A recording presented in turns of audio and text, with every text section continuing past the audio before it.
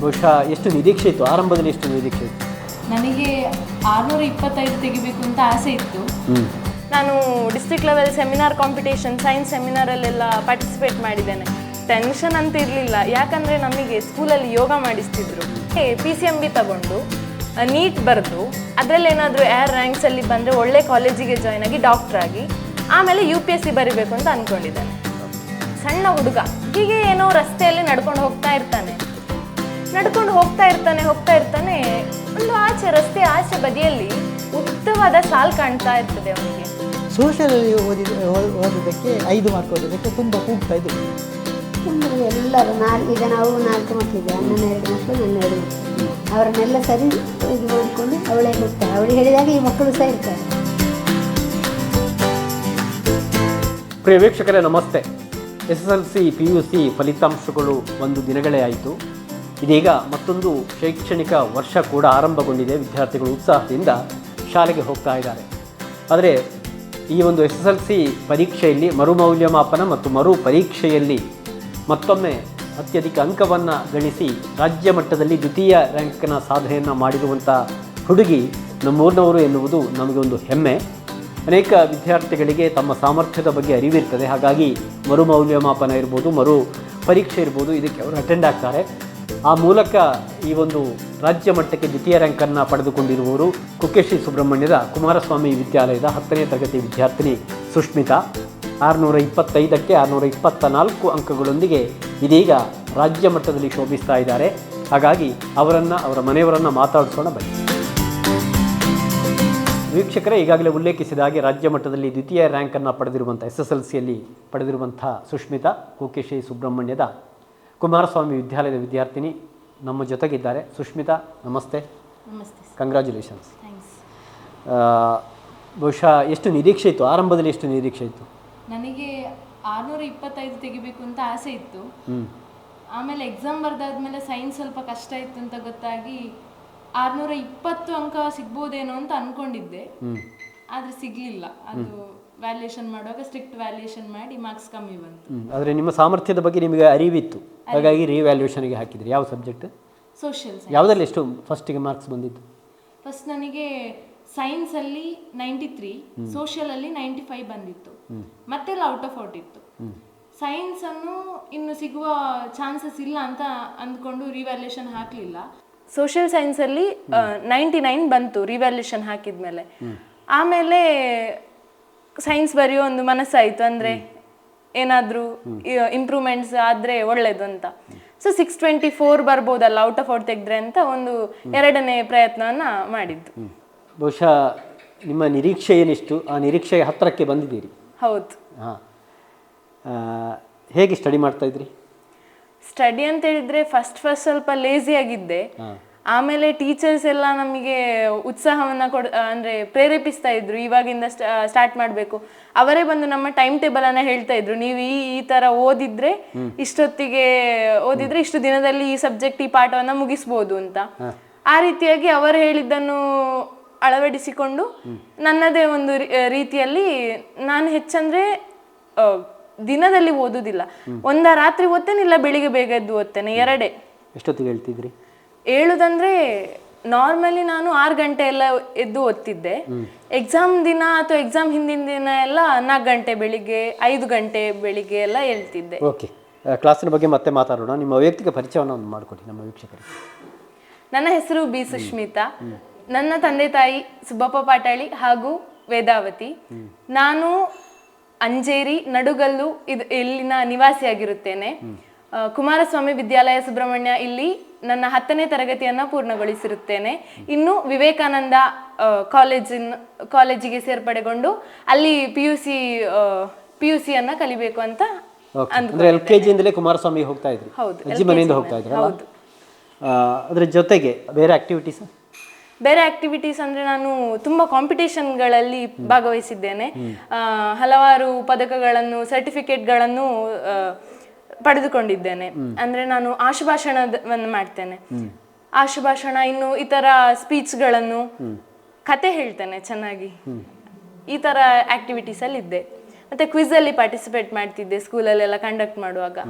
ಹೇಗೆ ಸಪೋರ್ಟ್ ಮಾಡ್ತಾ ಇದ್ರು ಸ್ಕೂಲಲ್ಲಿ, ಮನೆಯಲ್ಲಿ? ಸ್ಕೂಲಲ್ಲಿ ಪ್ರತಿಯೊಂದಕ್ಕೂ ಕರಿತಿದ್ರು, ಅಂದ್ರೆ ಇವನ್ ಎಕ್ಸಾಮ್ ಇದ್ರು ಕೂಡ ಹೇಳ್ತಿದ್ರು ನೀನ್ ಪಾರ್ಟಿಸಿಪೇಟ್ ಮಾಡು, ಕಲಿಯುವುದು ಆಮೇಲೆ ಕಲಿಬಹುದು. ಮನೇಲೂ ಅಷ್ಟೇ, ಎಲ್ಲಿಗೆ ಕರ್ಕೊಂಡು ಹೋಗ್ಬೇಕಿದ್ರು ಕರ್ಕೊಂಡು ಬರ್ತಿದ್ರು. ಮಾವ ಎಲ್ಲ ತುಂಬಾ ಅಂದ್ರೆ ಕರ್ಕೊಂಡೋಗಿ ಕರ್ಕೊಂಡು ಬಂದಿದ್ದಾರೆ. ಇವನ್ ಅಪ್ಪ ಕೂಡ ಅಷ್ಟೇ, ಮಂಗ್ಳೂರೆಲ್ಲ ಹೋಗ್ಬೇಕಿದ್ರೆ ಮಂಗ್ಳೂರಿಗೂ ಬರ್ತಿದ್ರು. ಆ ಥರ ಒಂದು ಫುಲ್ ಸಪೋರ್ಟಿವ್ ಆಗಿದ್ರು. ಯಾವತ್ತು ನನಗೆ ಫುಲ್ ಫೋರ್ಸ್ ಮಾಡಲಿಲ್ಲ ಓದಬೇಕು ಅಂತ. ನನ್ನದೇ ಒಂದು ಇಂಟ್ರೆಸ್ಟಲ್ಲಿ ಅವರು ನಿನಗೆ ಹೇಗೆ ಬೇಕೋ ಹಾಗಿರು ಅಂತ ಬಿಡ್ತಿದ್ರು. ಓಕೆ, ಓದೋದಿದ್ರೆ ಓದು, ಇನ್ನಿತರದ್ರಲ್ಲಿಯೂ ಬೇಕು, ಮಾತಾಡಬೇಕು, ಕಾಂಪಿಟೇಷನಿಗೆ ಹೋಗಬೇಕು. ನಾನು district level seminar competition, science ಸೆಮಿನಾರಲ್ಲೆಲ್ಲ ಪಾರ್ಟಿಸಿಪೇಟ್ ಮಾಡಿದ್ದೇನೆ. ಅದಕ್ಕೆಲ್ಲ ತುಂಬ ಸಪೋರ್ಟ್ ಮಾಡಿದ್ದಾರೆ. ಅಂದರೆ ರಿಸೋರ್ಸ್ ಪರ್ಸನನ್ನು ಮೀಟ್ ಮಾಡು, ಆ ಥರ ಎಲ್ಲ. ಮತ್ತು ಅದರ ಪ್ರಾಕ್ಟೀಸಿಗೆ ಕೂಡ ಕರ್ಕೊಂಡು ಬಂದಿದ್ದಾರೆ. ಈ ಥರ ಎಲ್ಲ ಸಪೋರ್ಟ್. ಎಕ್ಸಾಮ್ ಟೈಮಲ್ಲಿ ಟೆನ್ಷನ್ ಇತ್ತಾ ಸುಷ್ಮಿತಾಗೆ? ಟೆನ್ಷನ್ ಅಂತ ಇರಲಿಲ್ಲ, ಯಾಕಂದ್ರೆ ನಮಗೆ ಸ್ಕೂಲಲ್ಲಿ ಯೋಗ ಮಾಡಿಸ್ತಿದ್ರು. ಎಕ್ಸಾಮಿಗೆ ಒಂದು ತಿಂಗಳು ಇರಬೇಕಿದ್ರೆ ಮೆಡಿಟೇಷನ್ ಅದು ಅಂತೆಲ್ಲ ಮಾಡಿಸ್ತಿದ್ರು. ಸೊ ಮೇ ಬಿ ಅದರಿಂದಾಗಿರ್ಬೋದು ನಾನು ಟೆನ್ಸ್ಡ್ ಆಗಿ ಇರಲೇ ಇಲ್ಲ. ಫುಲ್ ಕಾಮನ್ ಆಗಿ ಬಂದದ್ದು ಬರ್ತದೆ, ಹೋಗ್ತದೆ ಅಂದ್ರೆ ಆ ಮೆಂಟಾಲಿಟಿಗೆ ನಮ್ಮ ಟೀಚರ್ಸ್ ಮುಂಚೆನೆ ರೆಡಿ ಮಾಡಿದ್ರು. ಸ್ಕೂಲ್ನ ಬಗ್ಗೆ ಹೇಳಿ. ಸ್ಕೂಲ್ನ ಬಗ್ಗೆ ಹೇಳ್ಬೇಕಂದ್ರೆ ಅಲ್ಲಿ ಟೀಚರ್ಸ್ ಎಲ್ಲ ಫುಲ್ ಸಪೋರ್ಟಿವ್. ಎಷ್ಟು ಸರ್ತಿ ಕೇಳಿದ್ರು ಹೇಳಿಕೊಡ್ತಾರೆ. ಆ್ಯಂಡ್ ಈವನ್ ಮ್ಯಾನೇಜ್ಮೆಂಟ್ ಕೂಡ ಅಷ್ಟೇ. ನಮಗೆ ಎಲ್ಲ ಸ್ಕೂಲ್ಸಲ್ಲಿ ಕಂಪೇರ್ ಮಾಡೋದಿದ್ರೆ 10th ಅಲ್ಲಿ ಎಲ್ಲ ಬಂದ ಮೇಲೆ ಕಾಂಪಿಟೇಷನ್ ಅನ್ನೋದು ಇಲ್ವೇ ಇಲ್ಲ, ಹೋಗಬಾರ್ದು. ಆಲ್ಮೋಸ್ಟ್ 9th ಇಂದಾನೇ ಅದನ್ನು ಸ್ಟಾಪ್ ಮಾಡಿ ಬಿಡ್ತಾರೆ, 8th ವರೆಗೆ ಅಲ್ಲಿಗೆ ನಿಲ್ಲಿಸ್ತಾರೆ. ನಮ್ಮ ಸ್ಕೂಲಲ್ಲಿ ಹಾಗಲ್ಲ. ನಾನು 9th 10th ಅಲ್ಲಿ ಅತಿಯಾಗಿ ಕಾಂಪಿಟೇಷನ್, ಸ್ಪೀಚ್ ಎಲ್ಲ ಪ್ರೋಗ್ರಾಮಲ್ಲಿಯೂ ಪಾರ್ಟಿಸಿಪೇಟ್ ಮಾಡಿದ್ದೇನೆ. ಆ್ಯಂಡ್ ನಮ್ಮ ಆ್ಯನ್ಯುವಲ್ ಪ್ರೋಗ್ರಾಮಿಗೆ ಪ್ರೆಸಿಡೆಂಟ್ ಆಫ್ ದ ಪ್ರೋಗ್ರಾಮ್ ಆಗಿ ಕೂಡ ಇದ್ದೆ. ಹೀಗೆ 2 ಸರ್ತಿ ಪ್ರೆಸಿಡೆಂಟ್ ಆಫ್ ದ ಪ್ರೋಗ್ರಾಮ್ ಕೆಲವೊಂದು ಫಂಕ್ಷನ್ಗಳಿಗೆ ಆಗಿದ್ದೇನೆ. ಇದು ನನಗೆ ತುಂಬ ಹೆಮ್ಮೆಯ ವಿಷಯ. ಹಲವಾರು ಅವಕಾಶಗಳನ್ನು ನನಗೆ ನನ್ನ ಒಂದು ವ್ಯಕ್ತಿತ್ವ ನಿರ್ಮಾಣಕ್ಕೆ ಕೊಟ್ಟಿದ್ದಾರೆ ನಮ್ಮ ಶಾಲೆಯವರು. ಇದು ನನಗೆ ತುಂಬ ಖುಷಿಯ ವಿಷಯ. ಅವರಿಗೆ ಇದಕ್ಕೋಸ್ಕರ ಧನ್ಯವಾದಗಳನ್ನು ತಿಳಿಸ್ಲಿಕ್ಕೆ ಇಷ್ಟಪಡ್ತೇನೆ. ಏನು ಆಂಬಿಷನ್ ಇದೆ ಸುಷ್ಮಿತಾಗೆ ಮುಂದೆ? ಆಂಬಿಷನ್ ನನಗೆ ತುಂಬ ಸಣ್ಣದ್ರಿಂದ UPSC ಬರಿಬೇಕು ಅಂತ ಇದೆ. Very good. ಬಟ್ UPSC ಬರಿಬೇಕಿದ್ರೆ ಅದಕ್ಕೆ ಪ್ಲಾನ್ ಬಿ ಅನ್ನೋದು ಬೇಕೇ ಬೇಕು. ಯಾಕಂದ್ರೆ ಅದು ಕೆಲವೊಮ್ಮೆ ಬೈ ಮಿಸ್ ಆಗುವ ಚಾನ್ಸಸ್ ಇರ್ತದೆ. ಸೊ ನಾನು ನೀಟಲ್ಲಿ ಸ್ವಲ್ಪ ಡಾಕ್ಟರ್ ಆಗಲಿಕ್ಕೆ ಕೂಡ ಇಂಟ್ರೆಸ್ಟ್ ಇದೆ. ಹಾಗೆ PCMB ತಗೊಂಡು ನೀಟ್ ಬರೆದು ಅದರಲ್ಲಿ ಏನಾದರೂ ರ್ಯಾಂಕ್ಸ್ ಅಲ್ಲಿ ಬಂದರೆ ಒಳ್ಳೆ ಕಾಲೇಜಿಗೆ ಜಾಯ್ನ್ ಆಗಿ ಡಾಕ್ಟರ್ ಆಗಿ ಆಮೇಲೆ UPSC ಬರಿಬೇಕು ಅಂತ ಅನ್ಕೊಂಡಿದ್ದೇನೆ. ಓಕೆ ಸುಷ್ಮಿತಾ, ಈಗಲೇ ನೀವೇ ಹೇಳಿದ್ರಿ ಕತೆ ಹೇಳ್ತೇನೆ ಅಂತ, ಹವ್ಯಾಸ ಇದೆ ಅಂತ. ಒಂದು ಪುಟ್ಟ ಕಥೆಯನ್ನು ನಮ್ಮ ವೀಕ್ಷಕರಿಗೆ ಆಗಿ ಹೇಳಿ. ಓಕೆ, ನಾನು ಒಬ್ಬ ಇಡೀ ವಿಶ್ವವನ್ನೇ ಆಳಿದಂತಹ ಒಬ್ಬ ಮಹಾನ್ ವ್ಯಕ್ತಿಯ ಒಂದು ಕಥೆಯನ್ನು ಹೇಳಲಿಕ್ಕೆ ಇಷ್ಟಪಡ್ತೇನೆ. ಅವನು ಸಣ್ಣ ಹುಡುಗ. ಹೀಗೆ ಏನೋ ರಸ್ತೆಯಲ್ಲಿ ನಡ್ಕೊಂಡು ಹೋಗ್ತಾ ಇರ್ತಾನೆ. ಒಂದು ರಸ್ತೆ ಆಚೆ ಬದಿಯಲ್ಲಿ ಉದ್ದವಾದ ಸಾಲ್ ಕಾಣ್ತಾ ಇರ್ತದೆ. ಅವನಿಗೆ ಯಾಕೆ ಇಲ್ಲಿ ಸಾಲಾಗಿ ನಿಂತಿದ್ದಾರೆ ಇಷ್ಟೊಂದು ಜನ ಅಂತ ಅನ್ಕೊಳ್ತಾನೆ. ಈ ಹುಡುಗನಿಗೆ ಅತ್ಯಂತ ಕುತೂಹಲ, ಪ್ರತಿಯೊಂದನ್ನು ತಾನು ತಿಳ್ಕೊಳ್ಬೇಕು ಅನ್ನೋ ಆ ಒಂದು ವಯೋಸಹಜ ಕುತೂಹಲ ಅವನಿಗೆ. ಅವನೇನ್ ಮಾಡ್ತಾನೆ, ಇದೇನಪ್ಪ ಇದು ಅಂತ ತಿಳ್ಕೊಳ್ಳೋದಕ್ಕೋಸ್ಕರ ರಸ್ತೆಯನ್ನ ದಾಟಿ ಆ ಸಾಲ ಹತ್ರ ಹೋಗಿ ಒಬ್ಬ ಮನುಷ್ಯನ ಹತ್ರ ಕೇಳ್ತಾನೆ, ಯಾಕೆ ನೀವಿಲ್ಲಿ ನಿಂತಿದ್ದೀರಾ ಅಂತ. ಅಷ್ಟೊತ್ತಿಗೆ ಆ ಮನುಷ್ಯ ಹೇಳ್ತಾನೆ, ಇಲ್ಲಿ ಒಬ್ರು ಜ್ಯೋತಿಷ್ಯರಿದ್ದಾರೆ, ಅವರು ನಮ್ಮ ಕೈರೇಖೆಯನ್ನು ನೋಡಿ ನಮ್ಮ ಭವಿಷ್ಯವನ್ನ ಹೇಳ್ತಾರೆ. ಆ ಕಾರಣಕ್ಕಾಗಿ ನನ್ನ ಭವಿಷ್ಯವನ್ನ ನಾನು ತಿಳ್ಕೊಳ್ಳೋದಿಕ್ಕೋಸ್ಕರ ಇಲ್ಲಿ ನಿಂತಿದ್ದೇನೆ ಅಂತ. ಆಗ ಈತನಿಗೆ ಮುಂಚೆನೆ ಕುತೂಹಲ ಜಾಸ್ತಿ. ಅವನು ಅನ್ಕೊಳ್ತಾನೆ, ಇವರು ಭವಿಷ್ಯದ ಬಗ್ಗೆ ಹೇಳ್ತಾರಂದ್ರೆ ನನ್ನ ಭವಿಷ್ಯ ಹೇಗಿರ್ತದೆ ಅಂತ ನನಗೂ ತಿಳ್ಕೊಳ್ಬೇಕು ಅನ್ನೋ ಹಂಬಲ ಇದೆ ಅಂತ ಅವ್ನು ಕೇಳ್ತಾನೆ, ನಾನು ಇಲ್ಲಿ ಸೇರ್ಕೊಳ್ಬೋದಾ ನಿಮ್ಮ ಜೊತೆ ಸಾಲಲ್ಲಿ ಅಂತ. ಆಗ ಆ ಮನುಷ್ಯ ಹೇಳ್ತಾನೆ, ನೀನ್ ಯಾಕಪ್ಪ, ಜ್ಯೋತಿಷ್ಯ ಎಲ್ಲ ದೊಡ್ಡವರಿಗೆ, ಈ ಸಣ್ಣ ಮಕ್ಕಳಿಗೆ ಯಾಕೆ ಜ್ಯೋತಿಷ್ಯ, ಇದ್ರಲ್ಲೆಲ್ಲ ನಿಮಗೆ ಆ ಕುತೂಹಲ ಇರಬಾರ್ದು ಅಂತ ಹೇಳ್ತಾನೆ. ಅಷ್ಟೊತ್ತಿಗೆ ಹುಡುಗ ಹೇಳ್ತಾನೆ, ನಾನು ನನ್ನ ಭವಿಷ್ಯವನ್ನ ತಿಳ್ಕೊಳ್ದೇ ಇದ್ರೆ ನಾನು ಹೇಗೆ ನನ್ನ ಭವಿಷ್ಯದಲ್ಲಿ ಮುಂದೆ ಹೋಗ್ತೇನೆ, ನಾನು ಹೇಗೆ ಬದಲಾವಣೆಗಳನ್ನ ಮಾಡ್ಕೊಳ್ಬಹುದು, ದಯವಿಟ್ಟು ನನಗೆ ಇದರಲ್ಲಿ ಒಂದು ಅವಕಾಶವನ್ನ ಮಾಡಿಕೊಡಿ ಅಂತ ಕೇಳ್ತಾನೆ. ಅದಕ್ಕೆ ಮನಸೋತು ಆ ಮನುಷ್ಯ ಅವನಿಗೆ ಜಾಗವನ್ನ ಮಾಡಿಕೊಡ್ತಾನೆ. ಹೀಗೆ ಸಾಲು ಮುಂದೆ ಹೋಗಿ ಜ್ಯೋತಿಷ್ಯರ ಬಳಿ ಬಂತು. ಜ್ಯೋತಿಷ್ಯರು ಇವನ ಕೈಯನ್ನು ನೋಡ್ತಾರೆ. ಹೀಗೆ ತಗೊಂಡು ಹೇಳ್ತಾನೆ, ಸಣ್ಣ ಕೈ, ಅದಕ್ಕೆ ಒಂದು ಹುಡಿಯನ್ನ ಹಾಕಿ, ಯಾಕಂದ್ರೆ ಸ್ಪಷ್ಟ ಇರುವುದಿಲ್ಲ, ಒಂದು ಹುಡಿಯನ್ನ ಹಾಕಿ ಆ ಗೆರೆಗಳು ಸ್ಪಷ್ಟವಾದಾಗ ಹೇಳ್ತಾರೆ, ಅಯ್ಯೋ ಮಾರಾಯ, ಒಂದು ಗೆರೆ ಇಲ್ಲಲ್ಲಪ್ಪ ನಿನ್ನ ಕೈಯಲ್ಲಿ, ಆ ಒಂದು ಗೆರೆ ಇದ್ದಿದ್ರೆ ನೀನು ಇಡೀ ಜಗತ್ತನ್ನೇ ಆಳ್ತಿದ್ದಿ, ಇಡೀ ಜಗತ್ತಿಗೆ ರಾಜ ಆಗ್ತಿದ್ದಿ, ಏನ್ ಮಾಡೋಣ ಶ್ಯಾ ಅಂತ ತಲೆ ಮೇಲೆ ಕೈ ಇಟ್ಕೊಳ್ತಾರೆ. ಆಗ ಹುಡುಗ ಹೇಳ್ತಾನೆ, ಎಲ್ಲಿ ಸ್ವಾಮೀಜಿ, ಎಲ್ಲಿ ಆ ಗೆರೆ ಬರಬೇಕಿತ್ತು, ಒಮ್ಮೆ ತೋರಿಸ್ತೀರಾ ಅಂತ. ಆ ಜ್ಯೋತಿಷರು ಹೀಗೆ ಕೈಯನ್ನು ಹಿಡಿದು ತೋರಿಸ್ತಾರೆ, ಇಲ್ಲಿ ಇಲ್ಲಿ ಒಂದು ಇಷ್ಟು ಉದ್ದದ ಗೆರೆ ಬಂದಿದ್ರೆ ಉಂಟಲ್ಲ, ನೀನು ಒಂದು ಮಹಾನ್ ವ್ಯಕ್ತಿ ಆಗ್ತಿದ್ದಿ ಅಂತ. ಅಷ್ಟೊತ್ತಿಗೆ ಆ ಹುಡುಗ ಹೇಳ್ತಾನೆ ಹೌದಾ, ಅದಕ್ಕೇನು, ನನ್ನ ಹತ್ರ ಅದಕ್ಕೆ ಒಂದು ಪರಿಹಾರ ಇದೆ ಅಂತ. ತನ್ನ ಜೋಬಿನಿಂದ ಒಂದು ಕತ್ತಿಯನ್ನ, ಚಾಕುವನ್ನ ತೆಗೆದುಕೊಂಡು ತನ್ನ ಕೈ ಮೇಲೆ ಅಲ್ಲಿ ಬರೆಯನ್ನ ಘಾಸಿಗೊಳಿಸ್ತಾನೆ ಅವನ ಕೈಯನ್ನ. ಇದನ್ನು ನೋಡಿ ಕಂಡ ಜ್ಯೋತಿಷರಿಗೆ, ಇಷ್ಟೊಂದು ಜಗತ್ತಿನಲ್ಲಿ ಇಂಥ ಮಕ್ಕಳು ಇರ್ತಾರೆ, ಇಷ್ಟು ಸಣ್ಣ ವಯಸ್ಸಿನಲ್ಲಿ ಅವನಿಗೆ ಅಂಥದ್ದೊಂದು ಹಂಬಲ, ತಾನು ಬೆಳಿಬೇಕು, ತಾನು ಈ ಜಗತ್ತಿನ ಅತ್ಯಂತ ಶ್ರೇಷ್ಠ ವ್ಯಕ್ತಿ ಆಗಬೇಕು ಅನ್ನೋ ಒಂದು ಹಂಬಲ ಅವನಲ್ಲಿತ್ತು. ಇದನ್ನ ಕಂಡು ಜ್ಯೋತಿಷರು ಏನು ಹೇಳ್ತಾರೆ, ಭೇಷ್, ನೀನು ಇಷ್ಟು ಸಣ್ಣದ್ರಲ್ಲಿ ಇಂಥ ಒಂದು ಧೈರ್ಯವನ್ನು ಹೊಂದಿದ್ಯಲ್ಲ, ನೀನು ಹೇಗೆ ಇದು ಸಾಧ್ಯ ಆಯಿತು ಅಂತೆಲ್ಲ ಕೇಳ್ತಾರೆ. ಹಾಗೆ ಈ ರೀತಿಯಾಗಿ ಅವನ ಕೈಯನ್ನು ಕೊಯ್ಕೊಂಡಂಥ ಹುಡುಗ ಯಾರು ಅಂತಂದರೆ ಅಲೆಕ್ಸಾಂಡರ್ ದಿ ಗ್ರೇಟ್. ಇಡೀ ಜಗತ್ತನ್ನೇ ಆಳಿದಂತಹ ಒಂದು ಮಹಾನ್ ವ್ಯಕ್ತಿ. ತಾನು ಅಂದ್ಕೊಂಡ್ರೆ ಏನನ್ನೂ ಸಾಧಿಸಬಹುದು ಅನ್ನುವಂತಹ ಒಂದು ಛಲ ಇರುವಂತಹ ಒಂದು ಮಹಾನ್ ವ್ಯಕ್ತಿಯಾಗಿ ಹೊರಹೊಮ್ಮತಾನೆ ಇವನು. ಎಸ್, ಸುಷ್ಮಿತಾಗೂ ಅಂಥದ್ದೇ ಛಲ ಇದೆಯಲ್ಲ? ಖಂಡಿತವಾಗಿ ಸರ್. ಒಳ್ಳೆಯದಾಗಲಿ. ಪ್ರಿಯ ವೀಕ್ಷಕರೇ, ರಾಜ್ಯ ಮಟ್ಟದಲ್ಲಿ ದ್ವಿತೀಯ ರ್ಯಾಂಕ್ನೊಂದಿಗೆ ಸಾಧನೆ ಮಾಡಿರುವ ಸುಷ್ಮಿತಾ ಅವರ ತಂದೆ ತಾಯಿ ಮತ್ತು ತಮ್ಮ ನಮ್ಮ ಜೊತೆಗಿದ್ದಾರೆ. ಮಗಳ ಸಾಧನೆಯ ಬಗ್ಗೆ ಅವರಿಗೆ ಏನು ಅನ್ನಿಸ್ತದೇನೋ ಕೇಳೋಣ. ಎಲ್ರಿಗೂ ನಮಸ್ತೆ. ನಿಮಗೂ ಕೂಡ ಅಭಿನಂದನೆಗಳು. ನಿರೀಕ್ಷೆ ಮಾಡಿದ್ರಾ? ಅದೇ ನಿರೀಕ್ಷೆ ಅಂದರೆ ನಮಗೆ ಅವಳು ಹೇಳ್ತಾ ಇದ್ರು ನಾನು ಫಸ್ಟ್ ರ್ಯಾಂಕ್ ತೆಗಿಬೇಕಂತ. ಅದು ಮತ್ತೆ ಹೇಳಲಿಕ್ಕಾಗೋದು, ಎಕ್ಸಾಮಿನ ಮೇಲೆ ಉಂಟು. ಈಗ ಎಷ್ಟು ಓದಿದ್ರು ಎಕ್ಸಾಮಿನ ಮೇಲೆ ಉಂಟು. ತುಂಬ ಟ್ರೈ ಮಾಡಿದ್ದಾಳೆ ಅವಳು, ಒಂದು 4 ತಿಂಗಳಿಂದ ಎಲ್ಲಿಗೂ ಹೋಗದೆ ಓದಿದ್ದಾಳೆ. ಬಟ್ ಆದರೂ ಅವಳು ಫಸ್ಟ್ ಎಕ್ಸಾಮ್ ಕನ್ನಡ ಸುಲಭ ಇತ್ತು ಅಂತ ಹೇಳಿದ್ರು. ಬಂದು ನನಗೆ ಖುಷಿ ಆಯಿತು. ಹಾಗೆ ಎಲ್ಲ ಹೋಗೋದು, ಒಂದೊಂದೇ ಸುಲಭ ಇದ್ದರೆ ಔಟ್ ಆಫ್ ಔಟ್. ಮತ್ತೆ ಬಂದು ಹೇಳಿದಳು ಸೈನ್ಸ್ ಕಷ್ಟ ಇತ್ತಪ್ಪ, ನನ್ನ ಔಟ್ ಆಫ್ ಔಟ್ ಹೋಯ್ತು ಅಂತ ಹೇಳಿದಳು. ಡೋಂಟ್ ವರಿ ಅಂತ ಹೇಳಿದೆ, ಓದಂತ ಮುಂದೆ. ಮತ್ತೆ ಅದಕ್ಕೆ ಚಿಂತೆ ಮಾಡಿದರೆ ಮತ್ತಿಂದು ಪುನಃ ಫೈಲ್ ಆಗ್ತದೆ, ಪುನಃ ಕಮ್ಮಿ ಮಾರ್ಕ್ ಬರ್ತದೆ. ಅದು ತೊಂದರೆ ಇಲ್ಲ, ನೀನು ಮತ್ತೆ ಕಂಟಿನ್ಯೂ ಮಾಡು, ಒಳ್ಳೆದರಲ್ಲಿ ಏನು ತಲೆಬಿಸಿ ಮಾಡಬೇಡ ಅಂತ ಹೇಳಿದೆ. ಹೌದು, ಮತ್ತೆಲ್ಲ ಹೇಳಿದಳು ಸುಲಭ ಇತ್ತಪ್ಪ ಸುಲಭ ಇತ್ತು. ಸೋಷಲಲ್ಲೂ ಬಂದು ಹೇಳಿದ್ದಾಳೆ ಅವಳು ಸುಲಭ ಇತ್ತಪ್ಪ ಅಂತ. ನಮಗೆ ಖುಷಿ ಆಯಿತು. ಈಗ ಔಟ್ ಆಫ್ ಔಟ್ ಅಲ್ಲದಿದ್ದರೂ 625 ಅಲ್ಲದಿದ್ದರೂ ಒಂದು 620 ಬರ್ಬೋದು ಅಂತ ನನ್ನ ಒಂದು ಮನಸ್ಸಿನೊಳಗಿನ ವಿಷಯ ಇತ್ತು. ನಾವು ಹೇಳಲಿಕ್ಕಿಲ್ಲ ಅದನ್ನು ಯಾರ ಹತ್ರ. 619, 18 ಆ ಥರ ಇರ್ಬೋದು ಅಂತ. ಮತ್ತೆ ಹೋಗುವಾಗ ಅವರು ಎಂತ ಮಾಡಿದ್ರು ಅಂದರೆ, ಅದರಲ್ಲಿ ರಿಸಲ್ಟ್ ಬರುವಾಗ ಅವಳಿಗೆ ಸೋಷಲಲ್ಲಿ, ಅವಳು ಸೈನ್ಸ್ ಇದ್ದು ನಮ್ಮ ಮೊದಲೇ ಅವಳು ಸ್ವಲ್ಪ ಮಾತಾಡಲಿಕ್ಕೆ ಹಿಂಜರಿತಾ ಇದ್ದಳು. ಯಾಕೆ ಆಗ ನನಗೆ ಅಂದಾಜಾಯಿತು. ನಾನು ಅವಳ ಹತ್ರ ಹೇಳಿದ್ದು ತುಂಬ ಮಾರ್ಕ್ ಹೋಗಿದೆ, ನಾನು ಮತ್ತೆ ಕೇಳ್ತಾಯಿದ್ದೆ ಎಷ್ಟು ಹೋಗಿದೆ ಒಂದು ಹೇಳು ಅಂತ. ಬಟ್ ಅವಳು ಹೇಳಲಿಲ್ಲ. ನನಗೆ ಆಗ ಅಂದಾಜಾಯಿತು ಅವಳಿಗೆ ಸ್ವಲ್ಪ ಜಾಸ್ತಿ ಹೋಗಿದೆ ಅಂತ. ಬಟ್ ಅದನ್ನು ಹೇಳಿ ಅವರಿಗೆ ಕಿರಿಕಿರಿ ಮಾಡೋದಕ್ಕಿಂತ ಮತ್ತು ರಿಸಲ್ಟ್ ಬಂದಾಗ ಅದು ಎಲ್ಲ ಗೊತ್ತಾಯಿತು. ಏನಂದರೆ ಅವಳಿಗೆ ಸೈನ್ಸಲ್ಲಿ ಓದೋದಕ್ಕೆ ಅವಳು ಚಿಂತೆ ಮಾಡಲೇ ಇಲ್ಲ. ಅವಳು ಮೊದಲು ಹೇಳಿದ್ದಾಳಲ್ಲ, ಸೋಷಲಲ್ಲಿ ಓದೋದಕ್ಕೆ 5 ಮಾರ್ಕ್ ಓದೋದಕ್ಕೆ ತುಂಬ ಕೂಗ್ತಾ ಇದ್ದಳು. ಆಗ ನಾನು ಹೇಳಿದೆ, ಯಾಕೆ ಕೂಗುದು, ಈಗ 613 ಅಂಕ ಬಂದು ಕೂಗಿದರೆ ಇನ್ನು 300 ಅಂಕ ಬಂದವರು ಏನು ಮಾಡಬೇಕು ಅಂತ ಹೇಳಿದೆ. ಅದೆಲ್ಲ ಇನ್ನೂ ದಿನ ಉಂಟು, ನೀನು PUCಯಲ್ಲಿ ಚಾಲೆಂಜ್ ಆಗಿ ತಕ್ಕೋ, PUCಯಲ್ಲಿ ಫಸ್ಟ್ ರ್ಯಾಂಕ್ ತೆಗಿ, ಅದು ನಮ್ಮ ಇದು. ಮತ್ತು ಕೂಗಿಕೊಂಡು ಕೂರುವುದಲ್ಲ, ಅದು ನಮ್ಮ ಜಾಯಮಾನ ಆಗಬೇಕಂತ. ಮತ್ತು ಆದರೂ ಕೂಗಿದಳು ತುಂಬ. ಕೂಗಿ ಮತ್ತೆ ನೋಡುವಾಗ ಇದು ಈಗೆಲ್ಲ ಉಂಟಲ್ಲ, ಈಗ ಪೇಪರ್ ನೋಡಲಿಕ್ಕೆ ಆಗ್ತದೆ, ಮತ್ತು ರಿವ್ಯಾಲ್ಯೂಷನ್ಗೆ ಹಾಕಲಿಕ್ಕೆ ಆಗ್ತದೆ. ಆಗ ಪೇಪರ್ ನೋಡಲಿಕ್ಕೆ ಅಂತ ಕಟ್ಟಲಿಕ್ಕೆ ಆಗ್ತದೆ ನೋಡಿ. ಕಟ್ಟಿದಾಗ ಅವರು ಒಂದು ಎಷ್ಟು ಬೇಜವಾಬ್ದಾರಿ ತಿದ್ದುವರಿಗೆ ಅಂದರೆ 4 ಮಾರ್ಕು ಕ್ವಶನ್ ಅಷ್ಟು ಚಂದ ಬರೆದದಕ್ಕೆ ಹೀಗೆ ಒಂದು ಅಡ್ಡ ಹಾಕಿ 0 ಮಾರ್ಕ್ ಹಾಕಿ ಬಿಟ್ಟಿದ್ದಾರೆ. ಅಷ್ಟೊಂದು ಬೇಜವಾಬ್ದಾರಿ. ಈ ಮಕ್ಕಳು ಎಷ್ಟು ಶ್ರಮ ಪಟ್ಟಿದ್ದಾರೆ ಅಂತ ಅವರಿಗೆ ಗೊತ್ತಿರುವುದಿಲ್ಲ. ಆದರೂ ಒಮ್ಮೆಗೆ ಆ ಮಕ್ಕಳಿಗೆ ತುಂಬ ಹರ್ಟ್ ಆಯ್ತದೆ. ಅಷ್ಟು ಮಕ್ಕಳು ಕೆಲವು ತುಂಬ ಸ್ವಲ್ಪ ಇದಿರ್ತಾರೆ ಅಂತ ಅಲ್ಲ, ಅವರು ಎಂತ ಅಂದರೆ ಮಾನಸಿಕವಾಗಿ ಅಷ್ಟು ಇದ್ದಿರ್ತಾರೆ. ಹಾಗೆ ಅದು ಹೋಯಿತು. ಮತ್ತೆ ಅದು ಸಿಕ್ಕಿತ್ತಲ್ಲ, ಅದು ಸಿಕ್ಕಿದಾಗ 617 ಆಯಿತು. ಮತ್ತು ಅವಳು HM ಹತ್ರ ಹೇಳಿ ಬಂದಿದ್ದಾಳೆ, ಮೇಡಮ್ ನಾನು ಇನ್ನು ಸೈನ್ಸಿಗೆ ಕಟ್ತೇನೆ, ನಾನು ಔಟ್ ಆಫ್ ಔಟ್ ತೆಗಿತೇನೆ, ನಾನು 624 ಅಂಕ ತೆಗೆದು ನಿಮಗೆ ತೋರಿಸ್ತೇನೆ ಅಂತ ಹೇಳಿ ಬಂದಿದ್ದಾಳೆ ಅಲ್ಲಿ. ಅದು ಆಯಿತು, ಸಿಕ್ಕಿದೆ ಔಟ್ ಆಫ್ ಔಟ್ ಅಲ್ಲ? ಹೌದು. ಅಮ್ಮ ಏನು ಹೇಳ್ತೀರಿ ಮಗಳ ಬಗ್ಗೆ? ಅದೇ ಹೇಳಿದ ಹಾಗೆ, ಅದು ಅವಳೊಂದು ಎಕ್ಸಾಮ್ ಬರೆದ್ರೆ ಅವಳೊಂದು ಇಷ್ಟು ಮಾರ್ಕ್ಸ್ ಸಿಕ್ತೆ ಅಂದರೆ ಸಿಗ್ತದೆ. ಅದು ಒಂದು ಸ್ವಲ್ಪ ಮತ್ತು ಅದು ಅವಳು ಈಗ ಅಲ್ಲಿ ಮೇಧದಲ್ಲಿ ಇಲ್ಲಿ ವಿವೇಕಾನಂದದವ್ರದ್ದು ಅದು ಒಂದು 3 ತಿಂಗಳ ಮೊದಲು ಬರೆದಿದ್ದಳು. ಅದು ಸಹ ಹಾಗೆ, ಅದು ಒಂದು 1000 ಚಿಲ್ಲರೆ ಮಕ್ಕಳಿದ್ದರು. ಅದು ಬರೆಯುವಾಗ ಅವಳು ಎಕ್ಸಾಮ್ ಮುಗಿದು ಬರುವಾಗ ನನ್ನ ಹತ್ರ ಹೇಳಿದ್ದಾಳೆ, ಅಪ್ಪ ನೀವು ಏನು ನಿರೀಕ್ಷಣೆಯಿಂದ ಮಾಡಬೇಡಿ, ಎಕ್ಸಾಮ್ ತುಂಬ ಕಷ್ಟ ಇತ್ತು ಅಂತ ಹೇಳಿದ್ದಾಳೆ. ಆದರೆ ಅಲ್ಲಿ ಏನಾಯ್ತಂದರೆ ಅವಳಿಗೆ ನೋಡುವಾಗ 11ನೇ ರ್ಯಾಂಕ್ ಬಂದಿದೆ ಅದರಲ್ಲಿ.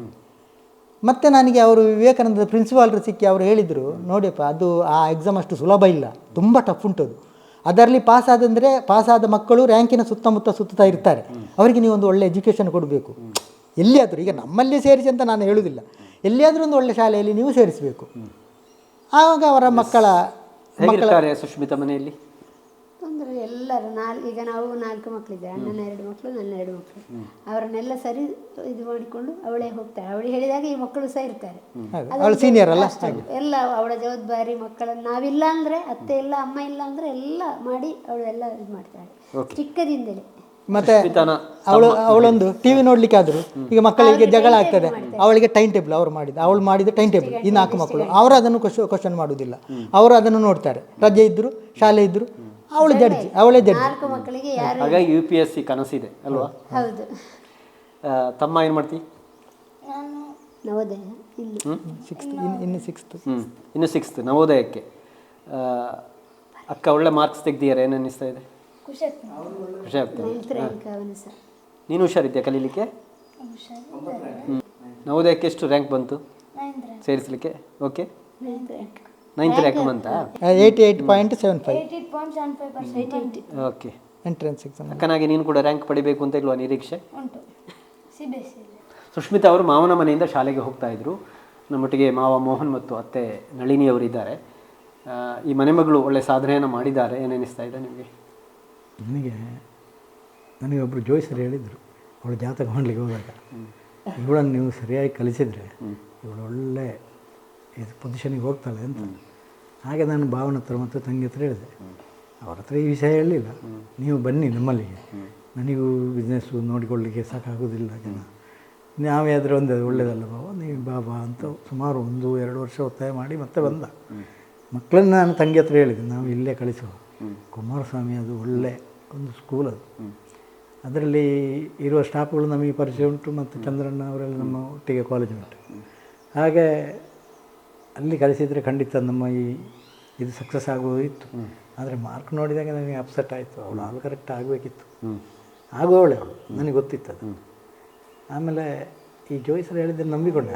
ಅದಕ್ಕೆ ಇವರನ್ನೆಲ್ಲ ಇಲ್ಲಿ ಕರೆಸಿ ಈ ಎಜುಕೇಷನಿಗೆ ನಾನು ಅವ್ರಿಗೆ ಏನು ಅವಶ್ಯಕತೆ ಉಂಟು ಅದನ್ನೊಂದು ದೇವರ ದಯದಲ್ಲಿ ಪೂರೈಸಲಿಕ್ಕೆ ಆಗಿದೆ. ಮತ್ತೆಲ್ಲ ಅಲ್ಲಿಯ ಕಾಲೇಜಿನ ಮ್ಯಾನೇಜ್ಮೆಂಟು ಮತ್ತು ಸ್ಟಾಫು, ಆ ವಿದ್ಯಾರತ್ನ ಅಂತ ಹೇಳುವ ಮೇಡಮ್ ಉಂಟಲ್ಲ, ಅವರು ವಿದ್ಯೆಗೆ ಒಂದು ಅನ್ವರ್ಥನಾಮ ಅಂತ ನನ್ನ ಅಂದಾಜು. ಹೆಚ್ಚಿನ ಎಲ್ಲ ಮಕ್ಕಳನ್ನು ಅವರು ತರ್ತಾರೆ. ಅವರು ಎಲ್ಲಿಯಾದರೂ ಮಕ್ಕಳು ಸ್ವಲ್ಪ ಇದು ಮಾಡಿದರೂ ಕೂಡ ಮಾನಸಿಕವಾಗಿ ಅವರನ್ನು ಮತ್ತೆ ಪುನಃ ಧೈರ್ಯ ಮಾಡೋದು, ಒಂದು ಎಲ್ಲರಿಗೊಂದು ಅಮ್ಮನ ಹಾಗೆ ಅವರ ವರ್ತನೆ ನಾನು ನೋಡಿದ್ದೇನೆ.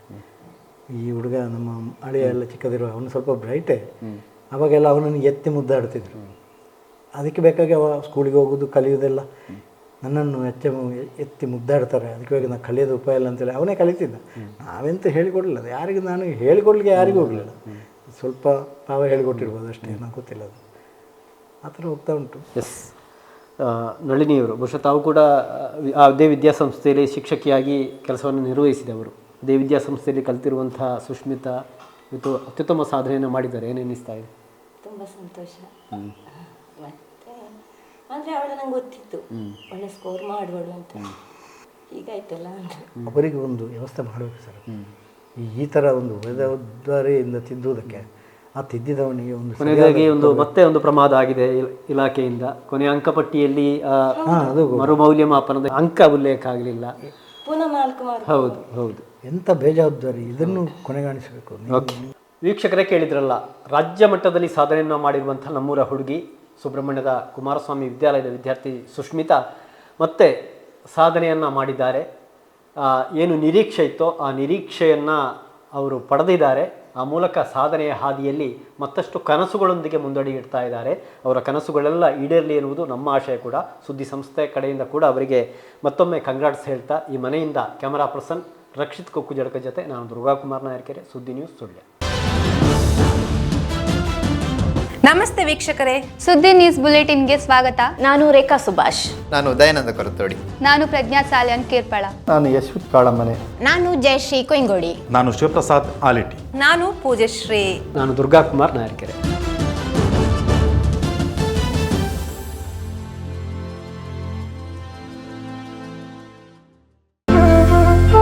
ಅತ್ತೆ, ಇದು ನನ್ನ ಬರ್ಡೇ ಗಿಫ್ಟ್. ಇದೆಲ್ಲ ಜೀವನದಲ್ಲಿ ನನಗೋಸ್ಕರ ತಗೊಂಡ್ಬಂದಿದ್ದಾರೆ. ನಿನ್ ಮೇಲೆ ತುಂಬಾ ಚೆನ್ನಾಗಿ ಕಾಣುತ್ತೆ.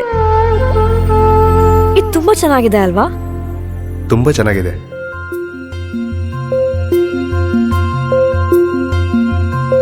It will look really good on you. Amma? Huh? Mother is always son's first love.